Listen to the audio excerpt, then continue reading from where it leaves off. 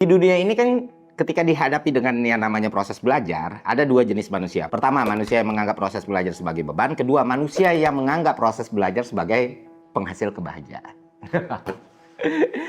Pertanyaannya, kenapa sih tercipta dikotomi semacam ini? Nah, kuncinya di metode, Pak. Mereka yang selama ini terbebani dengan proses belajar, mungkin metodenya nggak tepat.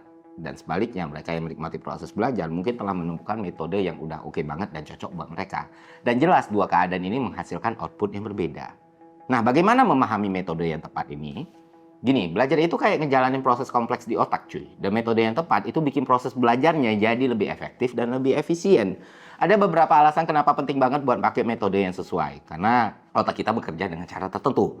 Otak kita punya mekanisme spesifik dalam mengolah, menyimpan, atau mengingat informasi. Lalu, kalau metode belajarnya nggak sesuai sama cara kerja otak, informasi bakal sulit banget dipahami atau bahkan diingat. Dan ketika metodenya tepat, semua potensi yang lo punya itu bisa terbuka. Kenapa? Karena pada akhirnya proses belajar yang lo jalani, apapun medionya, apapun bentuknya, itu bukan jadi satu beban lagi buat lo, tapi nilai tambah gitu.